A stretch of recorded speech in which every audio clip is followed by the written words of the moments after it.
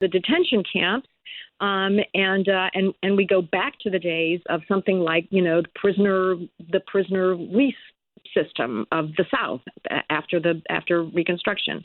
I mean, I don't public leasing programs. That's right. Yes. The convict leasing programs. Yes, exactly. Yes.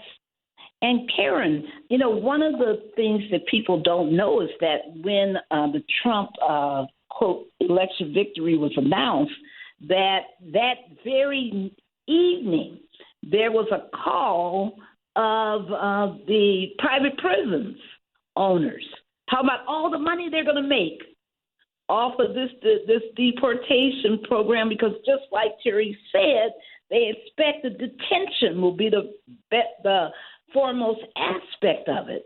And Karen, I was shocked to see them talk about how many beds they're going to be able to lease now and how much money they're going to make and how they need to build some more facilities and all of this with greedy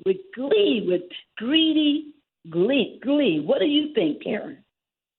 Well, I think we need to keep in mind is that their stock soared after he won that night, them being private prisons. I believe it was like almost 30-some% increase after he won that particular evening, supposedly. So I think that part of their agenda, just like, folks seem to have forgotten or the news didn't report, that when they were stealing babies at the southern border, they wound up in Betsy DeVos's foster and adoption care for-profit facilities. So many of those babies that were stolen from their mothers that they cannot find were farmed out to her people and put up for adoption.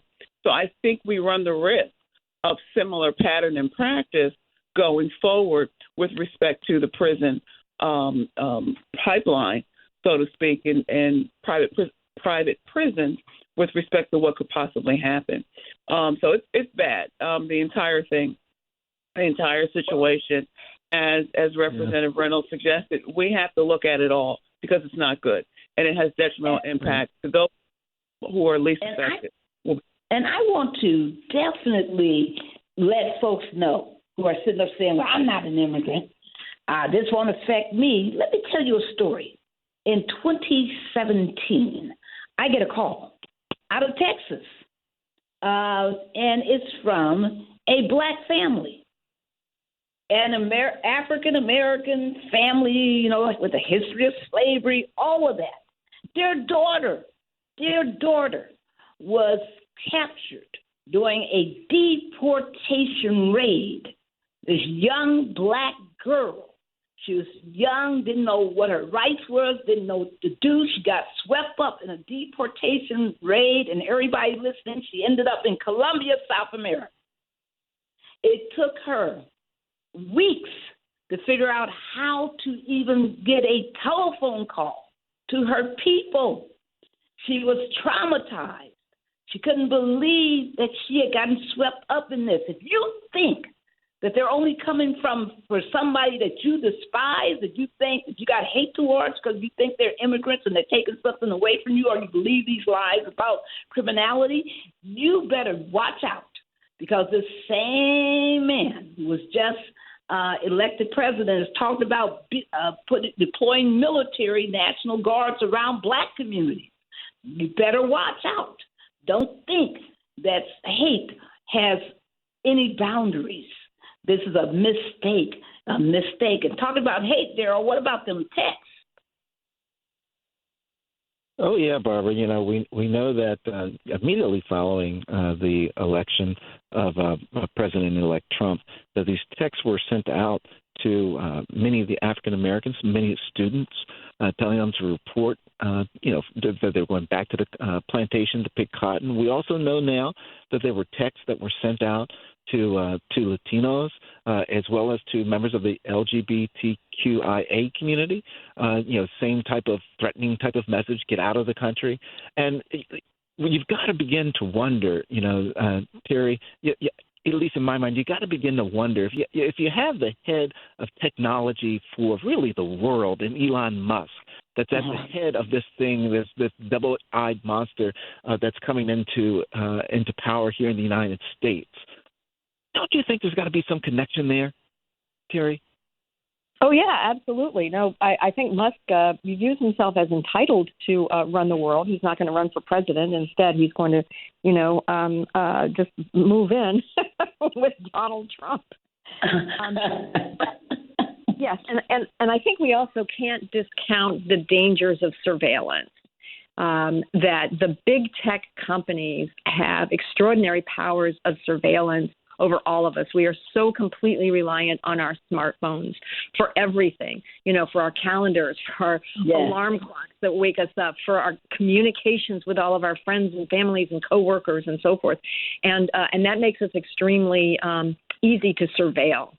And so Musk he has contracts with the federal military, with the U.S. military, but those contracts, there was a reporter some months ago who asked a military general a question about something that some piece of weaponry they were developing, and he said, "Oh, I need to check with Elon if I'm allowed to talk to you about that." Okay, that was a reporter for the New Yorker magazine. And remember, Elon Musk is all about the non-disclosure agreements. That big tech is all about the non-disclosure agreements. And so what we're going to see is massive surveillance. Elon Musk's vision, and I think Donald Trump's vision, any dictator's vision, is they want total information about their subjects, and they want the subjects to have no information about them. So look at all the possibilities. They use the military to intimidate people. They use the Department of the Treasury to stymie nonprofit organizations. They use the surveillance techniques of the big tech. And remember, the big tech leaders are knuckling under to Trump at this time. So right. It's quite a dystopian landscape we have. The only thing that the few rays of hope that I have are that the vast majority of American people really disagree with everything I've just described. Right. So they may have power, but they don't have the people. And Terry, before you finish, tell people how they can, as we're wrapping up this show, tell people how they can get in touch with you, and also tell us what you hope Biden will do in this last several weeks that he has in office. Great. Well, so I can be reached actually on Blue Sky now. I'm at Terry O'Neill, Terry with a Y and 2 L's in O'Neill. President Biden, I you know what I really want him to do? I want him to tell the Democratic National Committee to not appoint Rahm Emanuel to lead that party. We need to have some political people in this country that care about us, and that's not Rahm Emanuel. All right. Same question. And my brother, Representative Reynolds, what would you like to see, President Biden do these last days, weeks that he has in office? And how do people get in contact with you?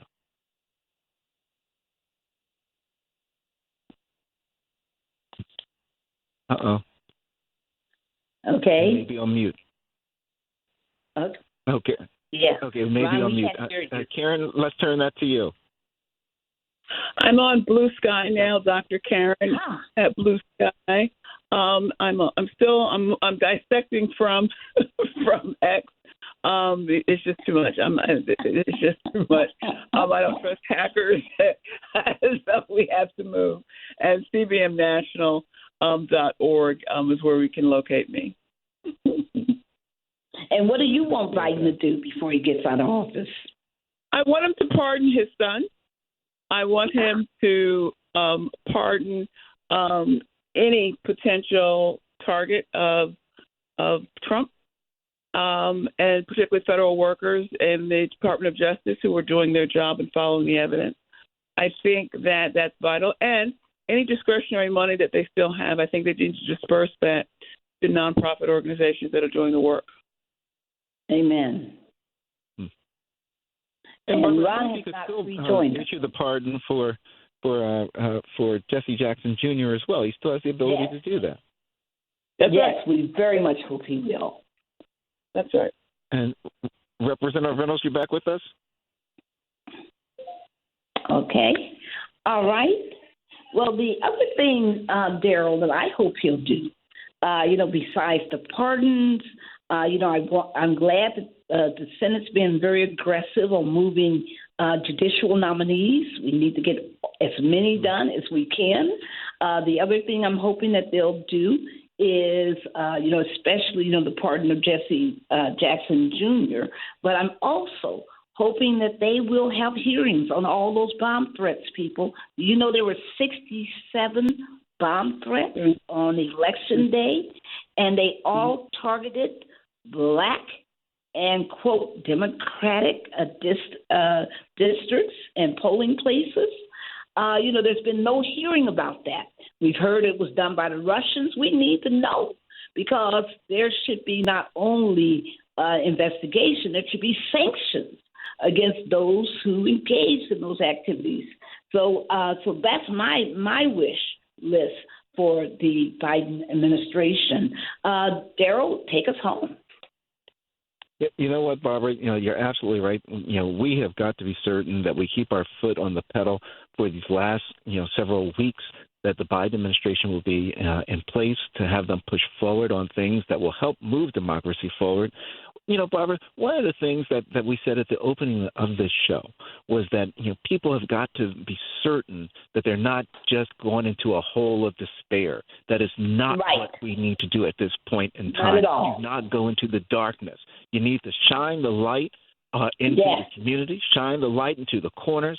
We've got to, at this point, roll up our sleeves and get involved. It is not the time to sit back and let them do whatever they want to do when they come to your rights, your political rights, your human rights, your civil rights, your voting rights. This is the time right now, that more so than any other time, that you got to stand up, that you've got to get off that sidewalk, get involved. You can't simply be an observer to what's happening. You've got to be a participant to protect your rights, not only for yourself and your community, but for the future communities and future generations that are coming behind us. This is that time. This is that moment. Your children, your grandchildren, your aunts, uncles, whomever may be coming behind you will be asking the question, what did you do at that moment in time when it looked like authoritarian government was taking over the United States? And you want that answer to be, I got out and I protested. I got out and my voice was heard. I got out and I pushed for people to be in office that would best represent the principles of the United States, the principles of our community. That's what we need at this point in time. As Terry O'Neill will tell you, as the former president of the National Organization for Women, when Matt Gaetz gets into office, Project 2025 will go into the communities, and those that are facing abortion, they're going against abortion issues, they will take it locally. We've got to stand up and stop it from happening, Barbara. Folks, until next Tuesday, noon Eastern Standard Time, get off the sidewalks, get into the streets, join TJC, and we'll see you next week. Peace, everyone. Thank you. Thank you, everybody.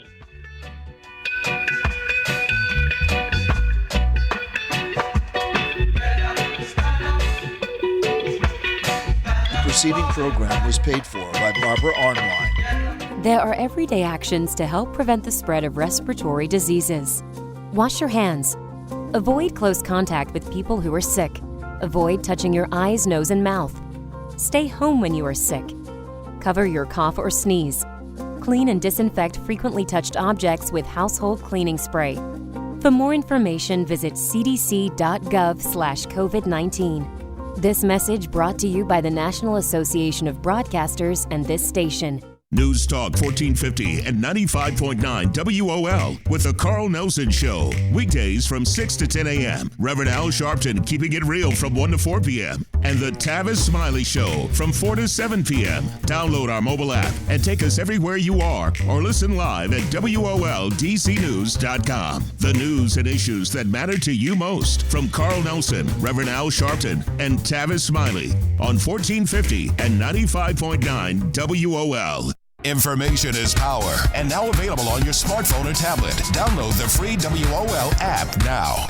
1450 WOL Washington, D.C. WDCJ Washington 95.9. WMMJ HD2. WKYS HD2. And worldwide at WOLDCnews.com. The views and opinions of the following show do not necessarily reflect the views and opinions of News Talk 1450 WOL, Radio 1 Incorporated, or their management.